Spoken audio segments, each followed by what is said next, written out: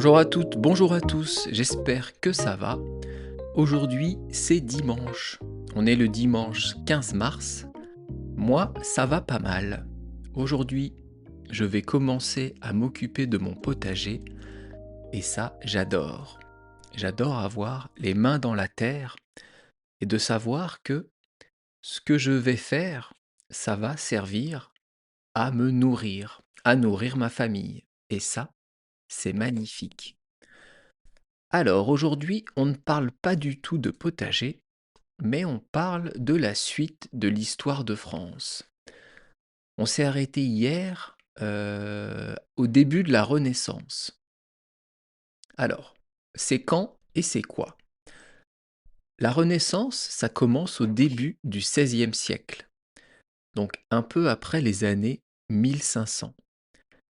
Et c'est quoi? C'est la redécouverte par les hommes du XVIe siècle des arts de l'Antiquité. Et surtout de l'Antiquité grecque et romaine. Ces personnes-là, ces penseurs, ces peintres, ces sculpteurs, ces artistes, vont se passionner pour ces arts de l'Antiquité, et vont redécouvrir tous ces travaux et vont vouloir aller plus loin. On sort à peine à cette époque d'une période très dure pour l'humain, en Europe en tout cas, avec beaucoup de guerres, avec beaucoup de souffrances, avec les maladies. Et la renaissance, c'est le fait de vouloir élever l'esprit humain. Et ça va toucher tous les domaines. Ça va toucher l'écriture, la peinture, la sculpture, l'architecture. Ça va toucher les inventions. En fait, tous les arts qui existent. Donc toutes les magnifiques toiles du XVIe siècle, les sculptures, tout ce qui a attrait à la construction, ça vient de la Renaissance. Ça veut dire quoi? Renaissance, il y a le préfixe re et naissance. Naissance, ça vient du verbe naître, et re, c'est une nouvelle fois. C'est un préfixe. Donc renaissance, c'est renaître. C'est naître à nouveau.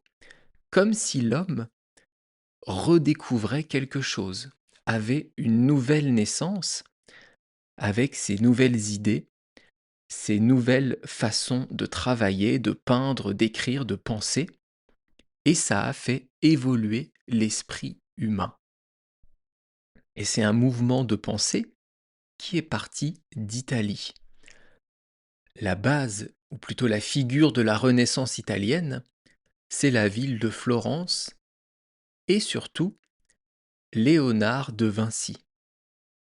Quand je suis allé à Milan l'année dernière, j'ai visité le musée de Léonard de Vinci avec une majorité des constructions, des maquettes, des inventions qu'il avait fait. Franchement, c'est hallucinant. C'est impressionnant l'esprit de cet homme, l'intelligence de cet homme, tant sur le plan des inventions que de la peinture, évidemment avec la Joconde, le Christ rédempteur, il y a plein de toiles de De Vinci. Et franchement, j'ai été, bluffé dans ce musée. J'ai adoré visiter ce musée. C'est à Milan. Et à Milan, il y a aussi le tableau, ou plutôt la peinture, la scène de Léonard de Vinci, qui est dans une église. Mais là, par contre, pour la voir, il faut réserver des semaines à l'avance et il y a 2 heures de queue. Donc ça, c'est pas top. Alors, revenons donc à la Renaissance et au nouvel intérêt des hommes pour ces arts, pour les arts premiers, la peinture, la sculpture, l'architecture, et aussi dans le fait de vouloir faire évoluer ces domaines. D'ailleurs, je vous parlais de Léonard de Vinci. Eh bien, dans une semaine, samedi prochain, je vais vous proposer une vidéo, comme je fais de temps en temps, avec une bande dessinée qui s'appelle Léonard. Et dans cette bande dessinée, c'est Léonard de Vinci qui est dessiné. Donc si ça vous intéresse, samedi prochain sur YouTube, vous pourrez avoir accès à cette vidéo de Léonard où on va parler un peu de l'impératif. Mais revenons à la Renaissance et à la France. À cette époque-là, le roi de France, c'est François Ier. Et c'est ce roi, c'est grâce à lui que Léonard de Vinci va venir en France et va d'ailleurs mourir en France. Et François Ier, il va faire pas mal de choses plutôt positives pour la France et des choses aussi négatives, un peu comme tous les rois évidemment. La première chose positive qu'il va faire, et je viens de vous en parler, c'est de faire venir De Vinci en France et c'est lui demander de créer l'architecture de certains châteaux. Et il va demander à d'autres architectes de faire construire des châteaux magnifiques. Et ces châteaux, on peut les voir entre autres au bord de la Loire. Ça s'appelle les châteaux de la Loire. C'est majestueux, c'est impressionnant. Donc si vous venez en France et que ça vous intéresse, allez visiter les châteaux de la Loire. Vraiment, c'est très beau. Et si vous ne pouvez pas venir en France, allez sur Internet, tapez Château de la Loire, et je pense qu'on peut même les visiter virtuellement, comme si vous étiez à l'intérieur et à l'extérieur de ces châteaux. Alors, qu'est-ce qu'il a fait d'autre, François Ier, pour la France? Une chose importante, et qui est importante pour mon podcast, c'est ce roi qui a imposé la langue française comme la langue nationale à la place du latin.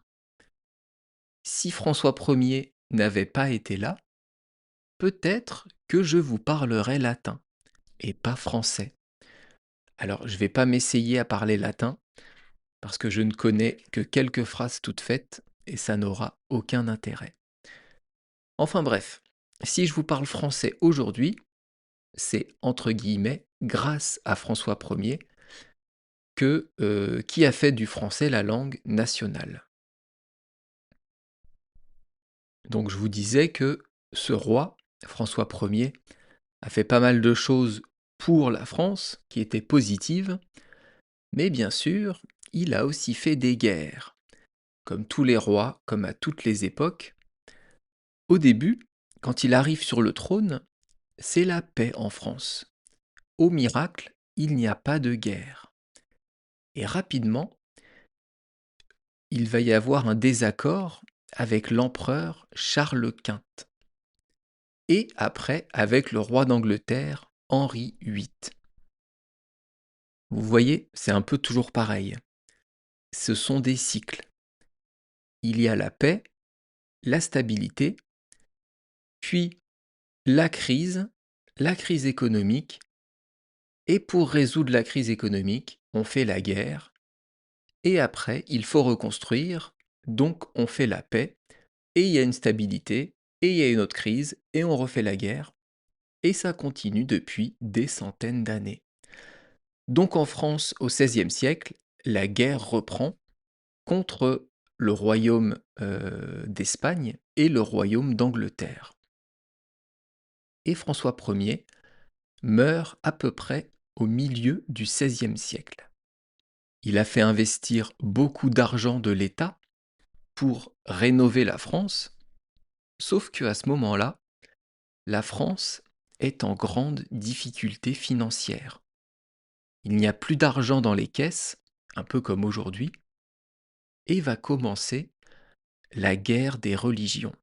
Et oui, encore et toujours, sauf que là, c'est une guerre à l'intérieur du royaume de France. C'est une guerre de religion entre les catholiques et les protestants. Et ça va être très, très sanglant. C'est une guerre qui va être marquée par le massacre de la Saint-Barthélemy. Je vous parlerai de tout ça demain. C'est assez horrible, mais c'est aussi assez intéressant. Donc je vous expliquerai pourquoi la guerre des religions a commencé, c'est quoi le massacre de la Saint-Barthélemy, et on avancera comme ça dans la France, dans l'histoire de France, pour arriver jusqu'au XVIIe siècle, peut-être à la fin du XVIIe siècle. Et maintenant, on commence l'expression du jour, qui n'a absolument rien à voir avec l'histoire de France. Ça va être assez rapide, parce que cette expression, elle est très simple à expliquer. C'est tout simplement pas fut-fut. Pas fut-fut. Pas, le premier mot, c'est la marque de la négation. Normalement, c'est ne pas, mais là, il n'y a que le mot pas pour raccourcir. Fut, c'est quoi? Ça veut dire futé. Et futé, c'est quoi? Ça veut dire malin. Ça veut dire intelligent. Quelqu'un de rusé, qui réfléchit bien, qui trouve des solutions. Et le deuxième fut dans l'expression, c'est aussi futé. Donc en fait, cette expression, ça veut dire pas futé, futé. Donc ça veut tout simplement dire pas futé, donc pas malin, pas rusé, pas intelligent. Et on parle bien sûr d'un être vivant, pardon, quand on dit ça. Mais alors pourquoi on dit deux fois futé? Pourquoi on dit deux fois fut-fut dans l'expression? Souvent quand on rajoute le même mot, c'est pour atténuer un peu ce qu'on va dire. C'est pour donner de la nuance. C'est pour ne pas être trop direct. La différence entre c'est pas joli et c'est pas joli joli, dans la première phrase, on dit c'est moche. C'est pas joli, ça veut dire c'est moche, c'est laid. Mais c'est pas joli joli, ça veut dire c'est pas super, c'est pas très beau, c'est pas top, ça pourrait être mieux. Vous voyez, c'est atténué par rapport à c'est pas joli. Donc c'est pour donner un jugement, mais qui n'est pas trop marqué, qui n'est pas brutal. Un autre exemple, quand on dit c'est pas donné, ça veut dire c'est cher. Mais c'est pas donné donné, ça veut dire c'est un petit peu cher. C'est quand même pas très bon marché. On va atténuer, on va dire des choses moins brutales. Donc ça, c'est la répétition des deux mots, de deux mots juste l'un après l'autre. Pas futé futé, pas fut fut. Donc je vous ai dit que pas fut fut, ça veut dire pas très malin, pas très intelligent. On dit aussi en français, il n'a pas inventé le fil à couper le beurre. Ça, c'est une autre expression dont je vous parlerai un de ces jours. On peut dire aussi, il n'a pas inventé l'eau tiède. Celle-là aussi, je vous en parlerai. Ou alors, c'est pas le couteau le plus aiguisé du tiroir. Et celle-là aussi, je l'ai notée et je vous en parlerai. Vous voyez, c'est marrant, on a pas mal d'expressions pour dire la même chose. Parfois, on a une seule expression pour dire une chose, mais là, pas très malin, pas très intelligent, on a plein d'expressions en français pour dire ça. Ne me demandez pas pourquoi, peut-être que les Français ne sont pas très intelligents, c'est tout à fait possible. Alors à quel moment on va employer pas fut-fut? Et surtout, à qui on peut dire ça? On peut dire ça à un enfant.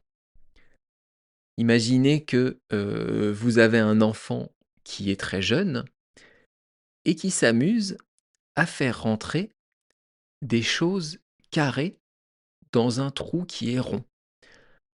Vous savez, tous les enfants ont eu ce jeu où on essaye de faire rentrer quelque chose de carré dans un trou carré, une balle dans un trou rond et un triangle dans un trou en forme de triangle. Eh bien, les enfants qui s'amusent, ils vont essayer de faire rentrer des choses dans les mauvais trous. Et là, vous pourrez lui dire, eh ben mon chéri, t'es pas très fut-fut, hein. Ça, c'est mignon, c'est adorable. Évidemment, vous ne le pensez pas, c'est presque affectif.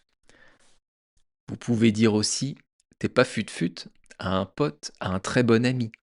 Si vous voulez vous moquer de lui parce que il ne comprend pas quelque chose, parce que il n'arrive pas à résoudre un problème, c'est de la moquerie, c'est gentil. Mais évitez de dire t'es pas fut-fut à quelqu'un que vous ne connaissez pas ou que vous connaissez depuis peu de temps. Parce que là, ce sera assez insultant, ce sera assez vexant pour la personne. Donc c'est une expression qui fait très français, que vous pouvez tout à fait utiliser, pas fut-fut, pour dire pas très malin, pas très intelligent, mais il y a un côté gentil, il y a un côté doux, il y a un côté, oui c'est ça, mignon presque, quand vous dites ça. Donc dites ça à un enfant, dites ça à un ami, à un pote pour se moquer, mais ne dites pas ça à votre patron. Parce que là, vous pourrez vous faire virer. Alors, où est-ce qu'on en est dans le podcast? Je suis perdu. Qu'est-ce qu'il me reste à vous dire? Ah oui, en anglais, j'ai mis not very smart.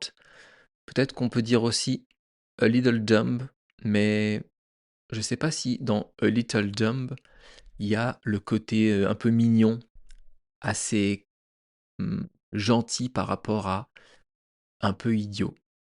Je ne pense pas, mais je ne connais pas assez l'anglais, je ne suis pas assez bon en anglais pour vous trouver une expression qui est exactement la même. Si vous voulez soutenir mon podcast, vous pouvez vous abonner à mon site Patreon. Il y a 2 niveaux d'abonnement, 3 € et 5 €, à peu près 3 $ et 5 $ je crois, où vous pourrez avoir pardon, je recommence, où vous pourrez avoir accès à des podcasts exclusifs avant tout le monde, avant YouTube bien sûr, et aussi aux transcriptions des épisodes récents et des épisodes anciens. Demain, on fera une expression qui est malin comme un singe, être malin comme un singe, et d'ici là, je vous souhaite de passer une bonne journée, amusez-vous, profitez de la vie, respirez, mettez-vous au soleil, et à bientôt. Bye bye, hasta luego, y la leja, matane.